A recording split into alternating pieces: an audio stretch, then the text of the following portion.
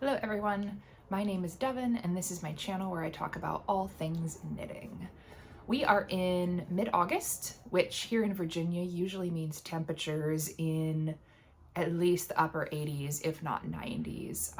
But this week, for the past couple of days and what looks to be the next couple of days, the weather is not getting above 85 degrees, which is kind of a miracle, and it's got me feeling excited and hopeful for the return of the cooler weather. I could be, counting my chickens before they hatch because it very well could easily get back into the 90s.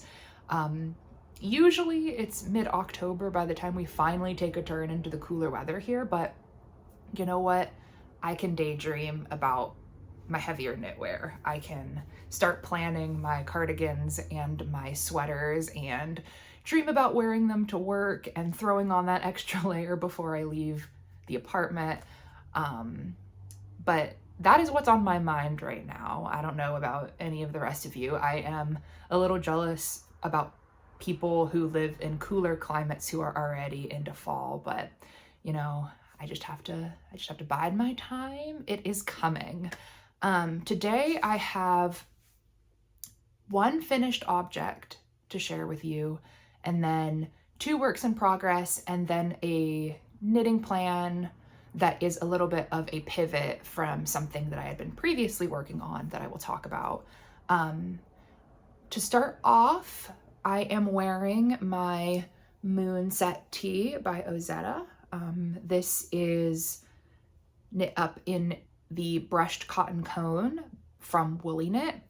I will say now that I have worn this a little bit and washed it a few times, I am not the happiest with the way that this yarn is holding up. It is pilling under the shoulders, under the armpits a bit, and it's not looking as clean as it did when it first was finished. You probably can't see it too well on camera, but that's just something that I have noticed. It was a very cheap yarn, so I don't have much to complain about, but I'm gonna be a little bit more careful when washing it and see if I can, preserve it, preserve its quality. But I do really love this knit, and I think that it looks very good on me. So like I did last episode, I'm actually going to start this episode with an older finished object. I got a lot of finished objects that I, finished before I started this podcast that I would still like to talk about. So we're gonna start with a feature of one of those. And today, my project of choice is the Heirloom Quilt Cardigan by Katrin Seeberger. This is a DK weight cardigan that you make by doing a bunch of these colorwork squares and then seaming them together. And then you pick up for the sleeves, you can see it's a drop shoulder, and then you pick up for the bottom hem and the band. This one doesn't have buttons. I'm sure you could add them if you wanted to, but it's so oversized that it's almost more like wearing a nice blanket over your shoulders than actually wearing like a fitted cardigan. I love this project. This one was definitely a bit of a learning curve for me because it was the first time I had really done color work flat, because each square, you go back and forth. But I finally figured my technique out, and it was fun to choose each of the colors and then plan the layout of the squares. Seaming them together took a very long time, but this is one of those projects that, you put the work in and, chop away at it a little bit at a time, and then it becomes just this amazing piece that you can tell you put a lot of work into and is super unique. No one else is gonna have a cardigan like this, unless they also knit this particular project, but I just think that it's super cool. I'll put a couple images of me actually wearing it, of course, since it's kind of hard to showcase on this hanger. I used Barocco Vintage DK, which is a blend. It's nylon, wool, and acrylic. which means it's kind of more of a hard wearing yarn. It is very soft and super versatile. So I really enjoyed working with it, and I really liked the color scheme that the yarn came in that I was able to create in this project. Highly recommend. Again, it's a little bit of a beast to take on if you're not used to doing square by square. This is actually, so I am originally a crocheter and then took up knitting, and this reminds me of doing like granny square projects, and those were always a challenge for me. I struggled so much to just continually make square after square after square, which without like clear results. You know, when you do a raglan sweater or you do a drop shoulder sweater, you're doing big chunks of it at a time, and as you work on it, the sweater starts to take shape. That is not the case when you're doing, you know, a bunch of squares that you then have to seam together. So definitely a learning curve and a test of my motivation and follow through, but I succeeded, and I've got this awesome sweater that I am very excited to pull out of my closet to wear. My finished object for this episode you saw as a work in progress last episode, and that is my socks. My 90s throwback taco socks. I used the vanilla sock pattern by the Crazy Sock Lady, and the yarn is from Mezzo Makes. It is the Having a Blast and I think this is 90s Taco Throwback, and then it's the sock set of both of those colors. I am obsessed with the way these turned out. I love the colors. I think they're so cute. The yarn is very soft. It blocked out so nicely. I knit these up on 9-inch circulars, which I like them. They're kind of a struggle sometimes. I haven't completely figured out my groove yet, but I'm getting there. These are the 64 stitch sock, which is, you know, the medium size. And I wear a women's size 9.5. So sometimes when you get to the foot part, it feels like it goes forever, but you know, on 9-inch circulars, it does tend to fly. I did have a little bit of a yarn chicken issue where I didn't plan out my contrasting skein well enough. So by the time I got to the end, you can see that the toes of my socks are 2 different lengths. The sock itself is the same, but the contrasting color I had to start a little bit later on this sock. Not the end of the world. I didn't feel like undoing this toe and giving a little bit of yarn over to this one. So you know what? It's a handmade pair of socks. It is what it is. Maybe someday I'll go back and fix it, but lessons learned the next time. This was my first time doing a contrast cuff, heel, and toe, so I didn't really know exactly how much yarn that would take. So I did run into that issue at the end, but it doesn't bother me. I think they're cute, they're handmade, and the colors are just so fun. My first work in progress is one that I showed on my first episode. It was a single sleeve at the time, and I finally picked it back up, and that is, I've made some good progress on it. It is this is going to be difficult to show. This is the Come Back Again cardigan by Andrea Mowry. I have made it to the raglan decreases. This is a bottom-up raglan, which is new to me, and I've gotten to the awkward stage where the sleeves are connected, but I'm still doing the decreases, so they're only just barely connected here. This is a sport weight cardigan, and it is done in this kind of broken rib sort of pattern. It's a knit 3 purl 1, and it's done in varying chunks to get this kind of like diagonal pattern here. I think it's really cute. It's fun to work on once you get into the groove of it. The yarn that I'm using for this is Knit and Crochet Superwash Wool Luxe, which is 100% superwash merino. This was snagged the very end of Joann's closing sale. So I just grabbed a bunch of skeins of this. I knew that I wanted to make this cardigan, and now I'm just making sure that I have enough to finish. I should be fine. This is a super soft yarn. It is actually a 1-ply, and it's very bouncy. So it's got this kind of, it's very soft and nice when knit up like this. I've been doing a little bit of skein alternating because it's kind of got a, not variegated, but slightly tonal variation going on. So I've been trying to avoid having like very clear spots where you're able to see that I changed skeins. So before I finish one skein, I'm doing every 2 rows to make sure that it's blended a little bit. Again, this is the first time I've done a bottom up raglan. So figuring out how long to make the body, and also specifically how long to make the sleeves, has been a little bit of a challenge. And I won't be able to tell until I've like closed up this raglan a little bit more. Even now, I'm not going to be able to tell like where this exactly sits on me.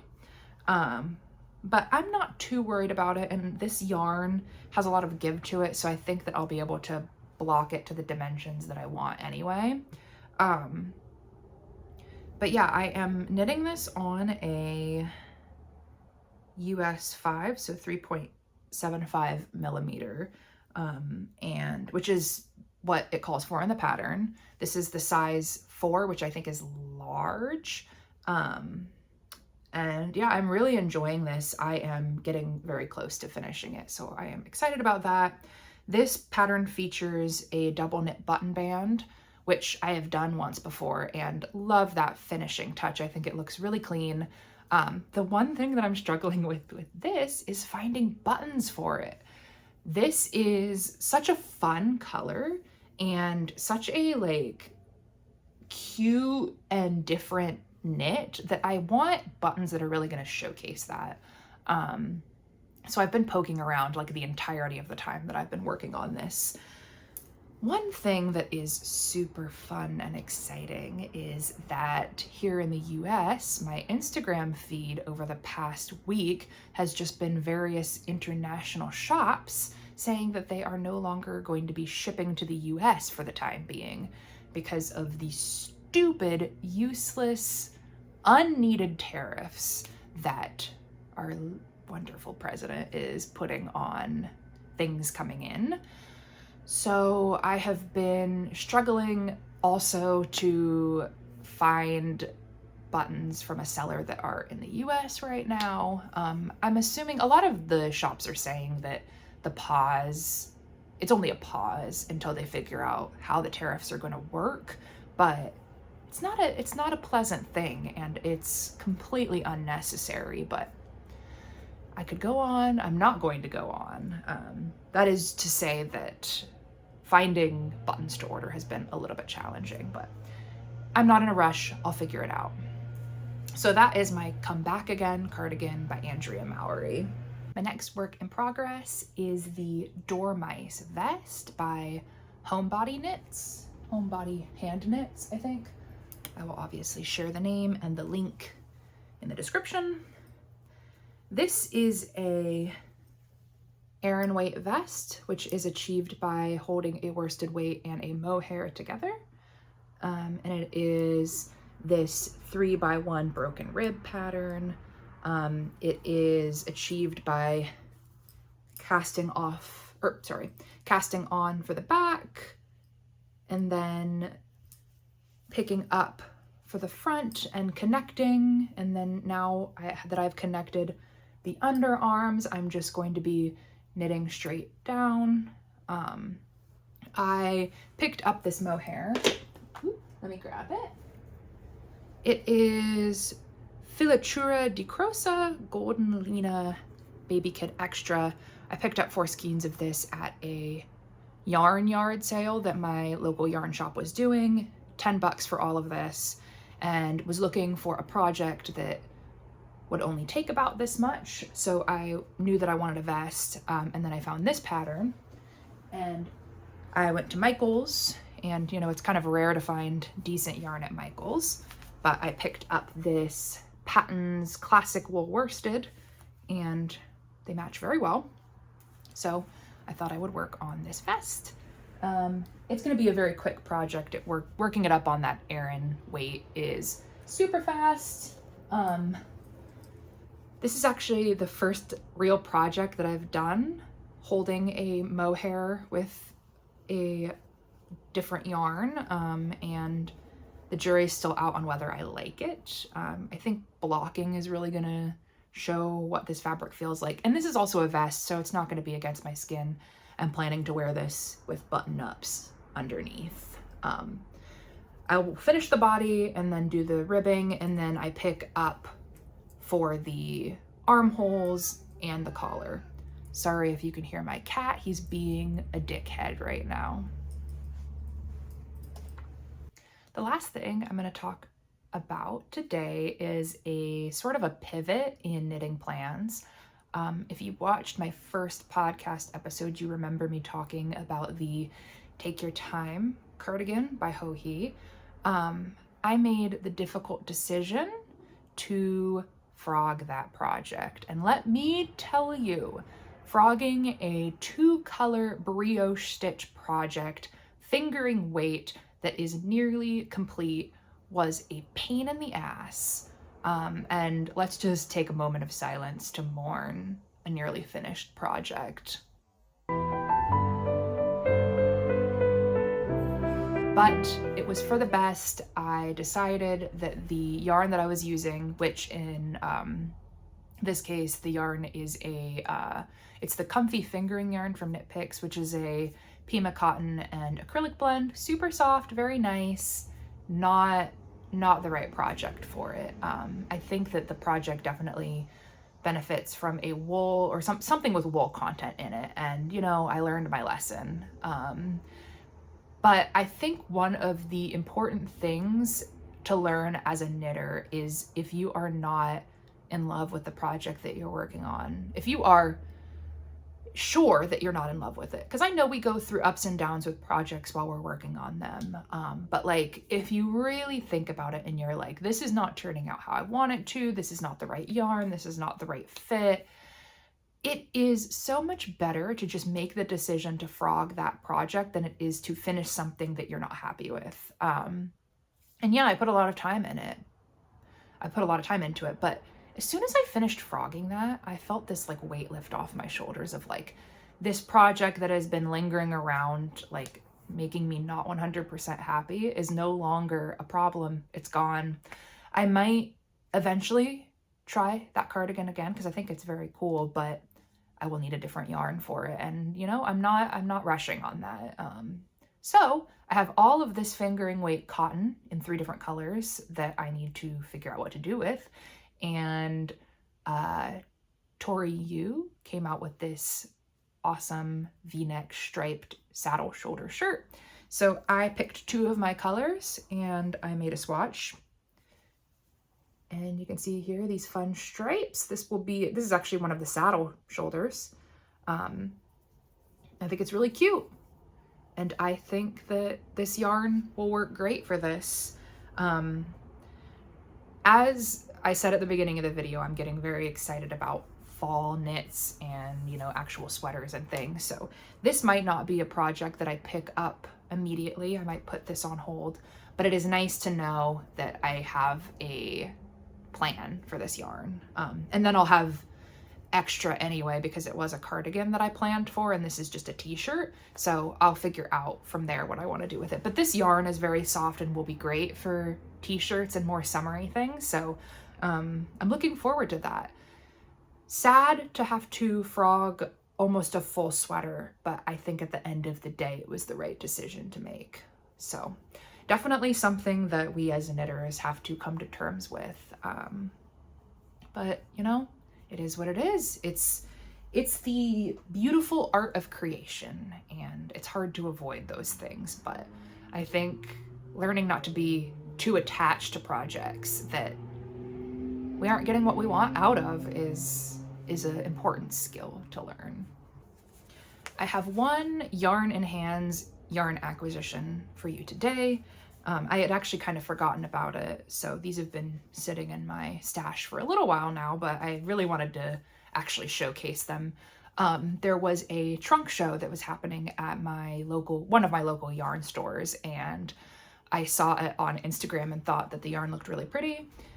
So I made my way over there, and the artist, the dyer, was actually in the store, so I got to talk to her, which was really neat. She had a bunch of beautiful yarn, and I limited myself to 2 skeins of it, but the dyer is called Which Way Crafts, and these are the 2 skeins I picked up. These are her fingering weight merino silk blends. This one is obviously Starry Night Van Gogh themed, which I could not resist. And then this is the Paint the Roses colorway that, when it's worked up, makes these really neat stripes. Could not resist these 2 beautiful yarns. I'm still trying to figure out exactly what I want to do with them. I'm thinking of this one I might actually make into a hat, and then this one will be a pair of socks, but jury's still out on if that's what they're actually going to end up being. But I thought they were so pretty, and I love supporting local artists, so nice, fun, exciting purchase. The other yarn acquisition that I have made is actually still in, I think it's still in customs actually, so I am waiting with bated breath for that to come in. Those of you that are online on Instagram for the most part know that Knitting for Olive did a huge fundraiser a few Saturdays ago where 100% of their proceeds for that day went to UNICEF for Gaza. And I had never purchased Knitting for Olive yarn before. I'm a little bit more of a bargain knitter, if I can be, but I have heard amazing things about Knitting for Olive, and I thought that this was the perfect time to actually make a purchase. So I bought a sweater quantity of their merino and their soft silk mohair in the color eucalyptus, which I will put here because I can't show you the yarn yet. And I am planning to do a very simple raglan sweater, probably the Monday sweater by Petite Knit. I just thought that a very simple, like, surefire project in this beautiful yarn would be something that, it's going to be a sweater that I'm going to love and have forever. So I'm super excited about that. I'll probably crack into that yarn as soon as it arrives. And Knitting for Olive was another one of those brands that said they'd have to pause their shipping to the US while the tariff situation is figured out. They're still able to ship to like suppliers here, so I could probably find Knitting for Olive yarn at some of our distributors. But it's, you know, it's less easy than just ordering straight from them. So we'll see. I'm glad that I made the order, and I feel good about it. You know, it's one of those things that, like, you place a big order and you're like, oh boy, I spent a lot of money. But this is a situation in which my money felt like it was going somewhere good. So that's a really exciting thing that is hopefully coming in the mail maybe next week. That's all I have for you today. Let me know if there are any like fall projects that you're particularly excited about. I know I am just so ready to start throwing on those cardigans and to feel that cool breeze and to drink apple cider and to go apple picking and go to the pumpkin patch and all of those fall things. So let me know, and I will see you guys next time. Thanks.